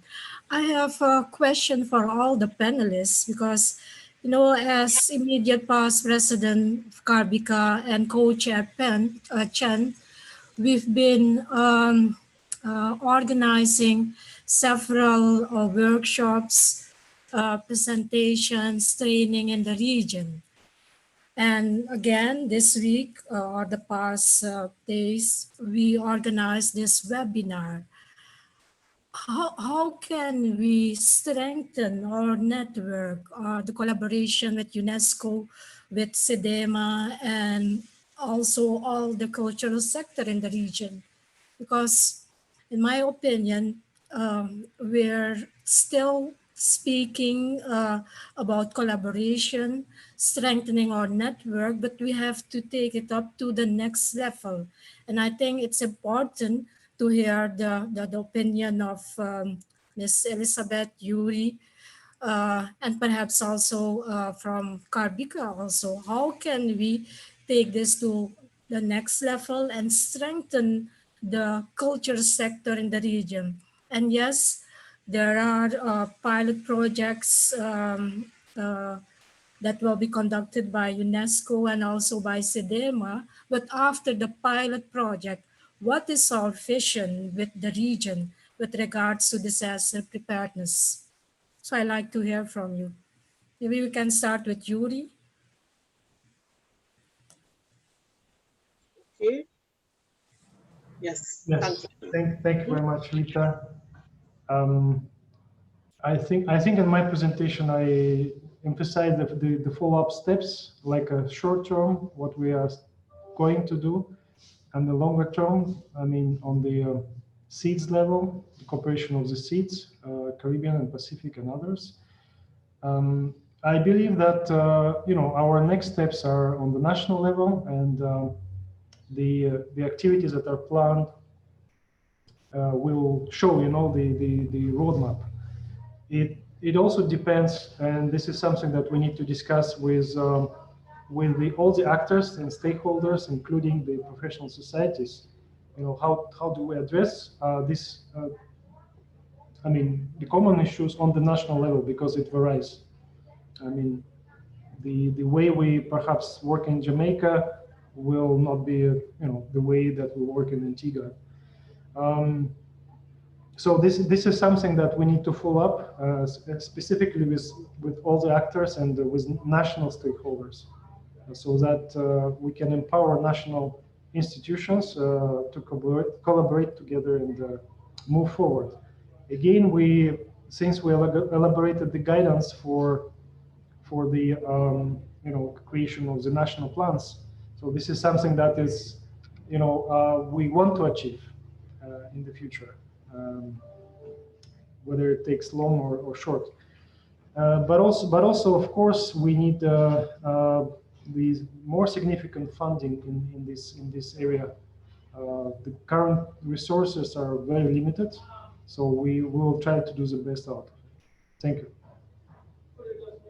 So basically, Yuri, what you're saying also, the commitment of national government, but also the national culture sector on the various islands and countries are also very important. I think that's what you're saying just now. Yes. Thank you, Yuri, for that, and of course Rita for asking for these next steps, because we've spoken, as you said, we have had discussions regionally. There's been some discussion, but we do need to look at how best we can implement. I think, if I may bring back in Liz, I'm sorry, I'm speaking as if, as my mother said, like we pitch marbles together. Miss Riley, just to bring you back into the conversation, I think that SIDEMA has an excellent framework already set up within which we can model what needs to be done. I think we don't need to reinvent, but certainly I think using that framework, we can all look at how can we then play our role. I think when Max had up the regional areas, the idea of having some sort of cultural representation in those individual areas, I think that may be a good start.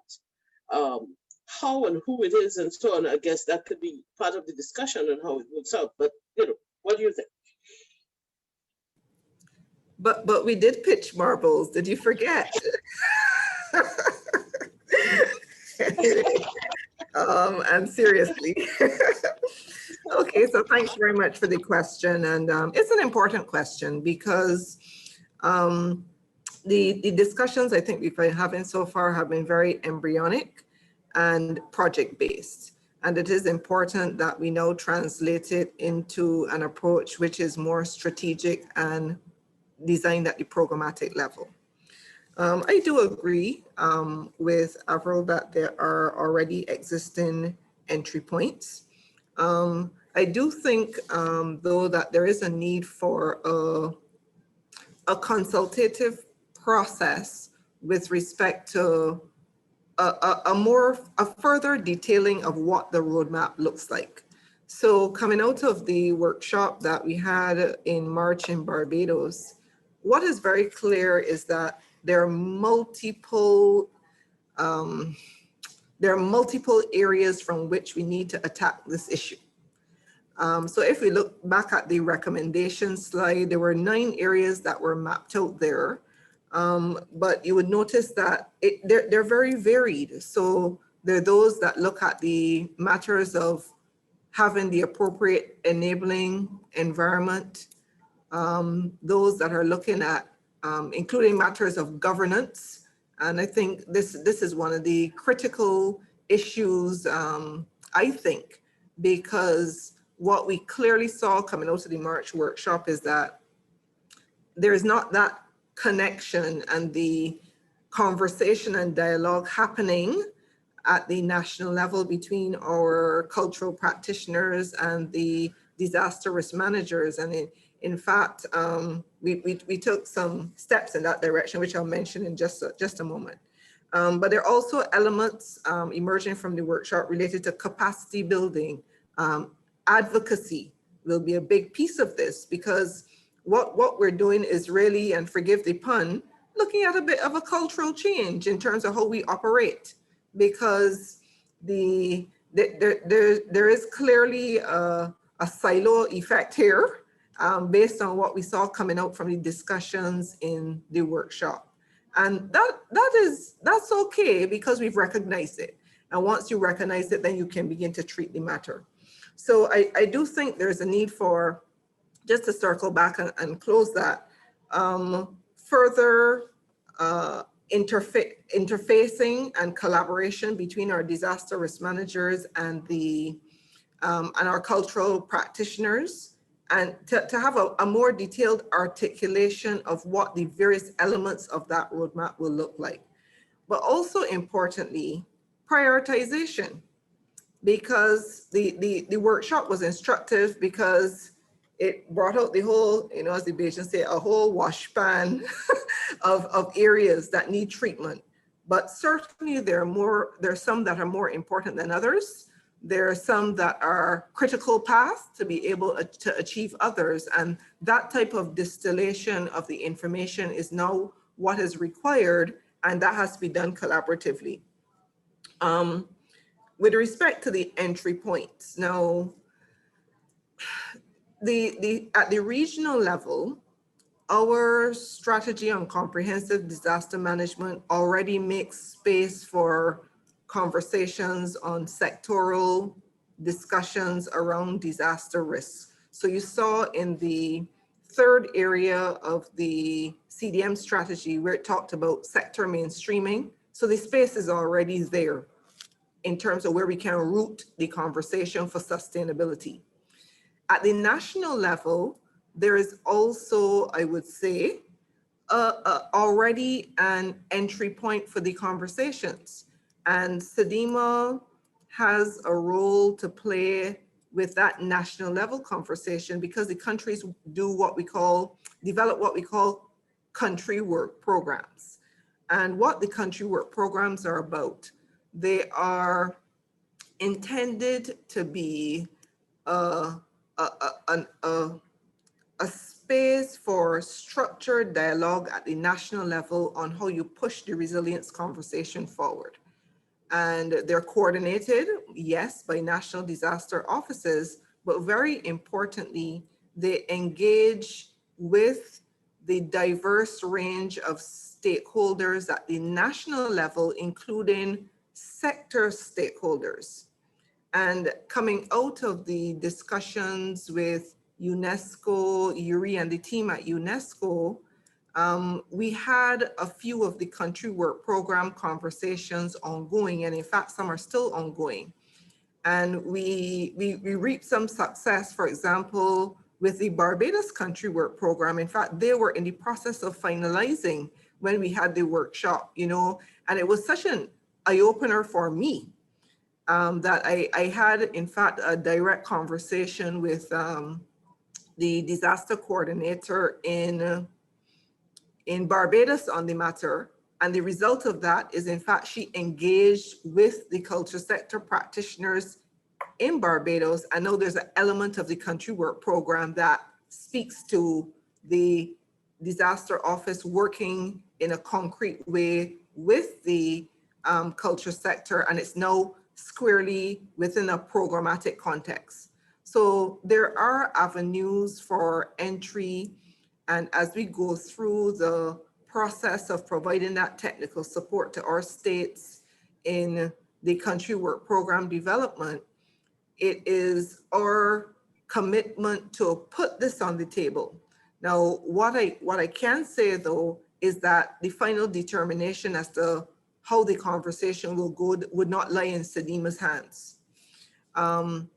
Because I know that some of the countries in the discussions have been looking in a practical way in terms of how much can we really take on within a particular programmatic period.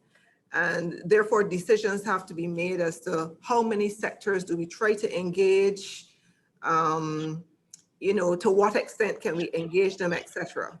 But certainly from our end, you will have a commitment that the raising of this issue during the country work program discussions, that is going to be a part of it. It's also been integrated, for example, in the British Virgin Islands. Their document is not called the country work program. It's slipping my mind the exact titling of it now. But when I worked with them after Irma and Maria, this was in 2018, in fact, this whole issue of culture and cultural heritage was very prominent in the discussions after Irma and Maria. And in fact, they talked a lot in their strategic document about rebuilding the cultural identity of the BVI as sort of one of the foundational elements of how they were going about the recovery. And that was very instructive for us as SEDIMA as well. And the national level practitioners were very vocal about this and having it incorporated. So I think there are many different avenues we have here. We do have to think again and work again at the strategic level on how we bring the parties back together to make better programmatic sense of what has been recommended. I think that's a really critical first step. But as we work on that piece, we are committed to that conversation at the national level as well. Over. Mm-hmm. Well, thank you so much, right, for enlightening us on this and the process. And as you say, clearly there are structures in place in which we can make those insertions. And I think that that's important to note. I'm seeing here that one of our other panelists, and I wanted to make a comment following what you said, and as well as there's a raised hand for Tosca, I believe. So if we'll go with a partner first, and then our participant. Thank you. Thank you. Thank you, Ms. Riley. Thank you, Yuri, and also thank you for Rita to ask that question. And I think the discussion the answers were very enlightening. I just have a kind of a question for Ms. Riley, especially in relation to what you said about entry points. It has been our experience, as I also mentioned in my previous in my presentation, that we've been working with the European Civil Protection Organization and in other places, especially in Indonesia at a national level. We have been working with some agencies like NDMA in India or BNBP in Indonesia. What we have found as a very concrete way to start the conversation or programmatic direction is by holding joint risk assessments.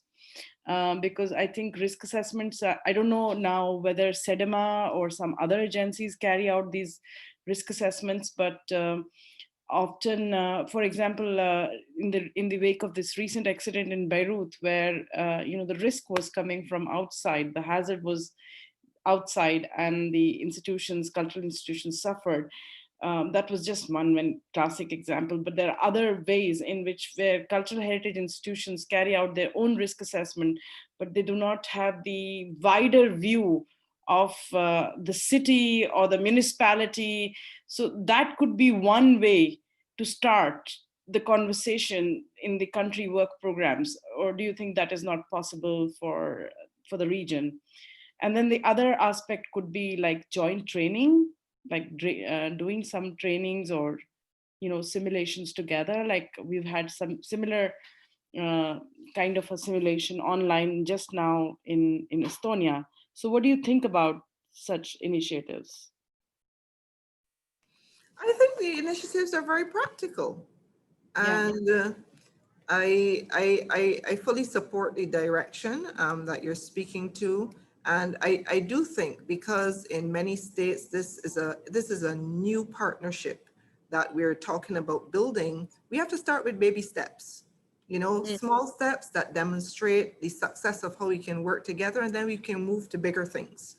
The point about the joint training is absolutely critical.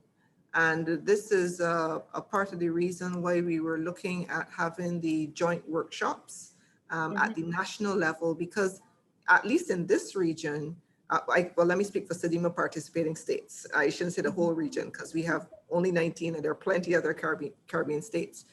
There's still many, there's still 19, good number. Yeah, but within the SEDEMA participating states, there's not a history of strong collaboration between these two actors. So it really is about building the partnership. It is about building the trust and understanding each other better. And as I said, I was really happy to have the discussion with Yuri and Andrea Richards at the CDM. In fact, prior to the CDM conference, because it has also been an eye-opener for SEDEMA. And I love working with different sectors because it's really an opportunity to learn.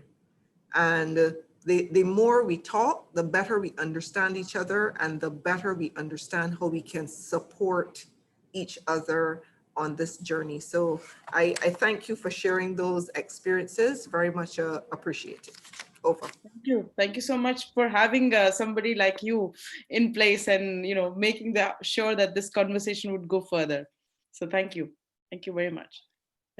Okay, thank you all. Thank all of the panelists for sharing their experience and answering those questions. I'm seeing from the chat that Tosca says her question has been answered, I guess, in the conversation. So she's okay.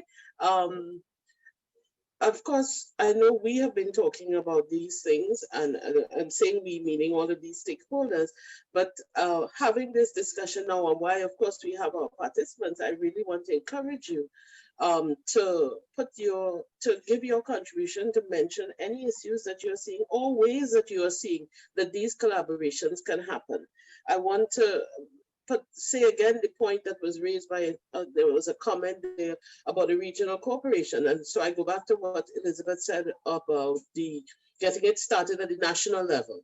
And certainly where these frameworks are already established, I know for Trinidad and Tobago, we have the regional corporation, which is coordinated by the ODPN, the Office of Disaster Preparedness and Management. I guess everybody has their own terminology.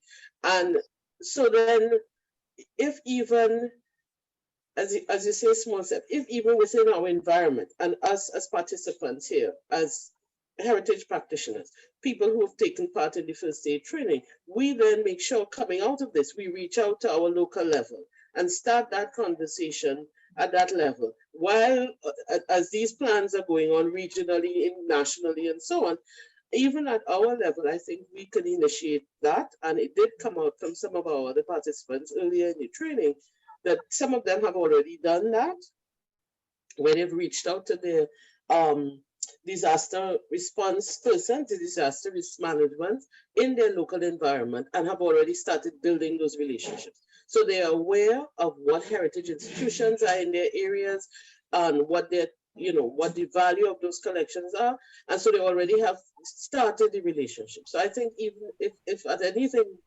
if nothing else, at this level, we could start that discussion coming out of this and make sure we make that, start those relationships with our local and regional disaster management professionals who are out there, our first responders.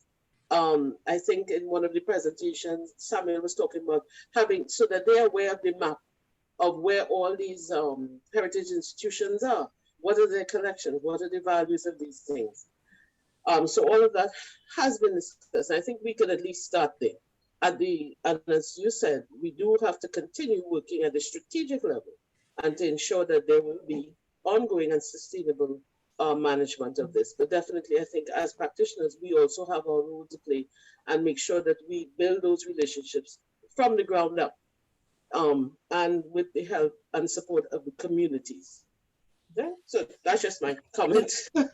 If I may, just one example from Suriname. Last February, we held a workshop on developing a disaster preparedness heritage institution here in Suriname. And we reached out to the National Coordination Center for Disaster Management, Mr. Gary Sleingaard. I'm not sure if Elizabeth know him. And the collaboration with NCCR and our fire brigade, that was very good. In fact, they helped us to identify the risks we as cultural practitioners didn't see. So I encourage all the participants here also to reach out to their national disaster management organization and their on their island and their country. So it was very helpful. So yes, and if I may as well, I think, Avril, this is such an important point, and it came up during the meeting in March as well. There are lots of opportunities now because several of our participating states are within the cycles now of developing new country work programs. In fact, Avril, Trinidad is working on theirs as we speak. And they've just concluded, for example, the comprehensive disaster management audit, which is where you measure exactly where the country is against the 4 areas of the disaster management cycle and against the standards that we've agreed. And the next stage in the process is to embark now on the consultative meetings with the sectors on what actions can be undertaken through that programmatic umbrella of the country work program. So the reach out from the culture sector practitioners is also key, because remember, we're working together. So yes, we will push from the disaster management side, from the SEDIMA side, and trying to make sure that the issues stay on the table and they're visible. But I think it is even more important for the national level leadership in the culture sector to make that reach out and interface with your disaster offices. I think in most instances, you will find that they're quite receptive because they're really sometimes just looking for ways on how they can better engage with the different sectors at the national level. So plenty opportunity, many country work program processes underway, about to start. So do that reach out. And I think you will find that the response will be quite positive. And then just one final piece, and I had mentioned this during the March meeting, is that the country work programs and the areas identified there allow access certainly to the grant facility that's available through the SEDIMA coordinating unit through what we call our country directed fund. And essentially, this is a facility which right now is financed by the European Union under our EDF 11 initiative. And once areas are specifically identified within that country work program, proposals can be made through the grant facility, through either the disaster office, or it could come directly from an implementing entity under the country work program. So it could come from the culture sector practitioners to push those initiatives forward. And the fund offers financing under 2 envelopes. So there's a smaller envelope of under 10,000 euro. So if you feel as if you only want to take on something that's a little bit smaller, like a training or something like this, just to sort of kick off the work, you can access that once the areas are mentioned in the work program. Or there's an envelope that runs between 10,000 to 60,000 euro if you want to bite off a bigger piece. So there are opportunities there, but it's important to hook into that conversation happening under the country work programs. Over. Hi, I just have one That's question. yes, go ahead, Halcyon. To Aparna, you spoke about the simulation exercises being conducted online. Just wanted to hear a little bit more about that. And because in the program we did within FAC, that was actually where I think it resonated with us when we carried out those simulation exercises. So I just wanted to find out more about the effectiveness of doing it in an online platform. How to find out. I have participated personally in one international one, which was for BIMSTEC countries, Bay of Bengal countries, in February last year, and their cultural heritage was included in the agencies, and this was conducted under the auspices of National Disaster Response Force of India. And now more recently, our own participant from Estonia did this at a national level with her security boards. So the Heritage Board and the National Security Board, which is the equivalent of their civil defense organization, together worked on a fire scenario, because that's fire risk was is more frequent in Estonia for heritage institutions. And for Bay of Bengal countries, which is India, Bangladesh, Sri Lanka, where I participated in that online simulation, there were national disaster response agencies and national disaster management authorities of all these countries, and they were also participating and simulating online, and they were looking at their capabilities. So simulations are such, I'm sure SEDIMA has done plenty of those themselves, and these are meant to test certain aspects of your readiness. Simulations can be done to test any aspect of your, before or during, aspects of a disaster, to see how ready you are in providing responses, how clear you are with your coordination mechanisms, interagency cooperation. So I think they are pretty effective, because you get to know, of course, on in-person, on-ground simulations like the ones that we have carried out with the search and rescue search and rescue teams, or with the fire, fighters or other emergency actors are also very effective, because that way you get to know, you can localize your risk, and you can actually see how they would operate in a heritage institution or a site. But I think they are very effective ways of doing that, and perhaps that's another thing that could be perhaps conceived within a country work program, if I'm using the right term. I've just learned about country work programs, so yeah, that's I hope that answers your question, Halcyon. Okay, thank you, Halcyon, for your question and of course your response, Aparna. We have been chatting so happily all this time, and I have not been watching the time. I now realize we are long after 3. But I mean, that's good, so that at least people get to share the information. At this point, I would like to thank you all so very much. Thank our panelists for sharing with us today, for our presenters from before, our facilitators, Halcyon and Samuel, for really taking us through the steps, of our participants who have been, diligently coming back and returning. We had some little challenges in the beginning, but they persevered. And I really appreciate your attendance, your participation, and I do hope it was valuable and a good learning experience for you. I myself learned so much going through this exercise, and I think, as has been said by all our panelists, we are trying to build and strengthen our institutions, our persons going forward. I have my little note because I want to remember this capacity building, the collaboration, sustainability. We have to make sure we have those follow-ups and those next steps. But definitely, as a Caribbean people, we have a saying that we say, each one help one. There's a way that we, and so that there's always that idea of building relationships and supporting. So I think that's already ingrained in the culture.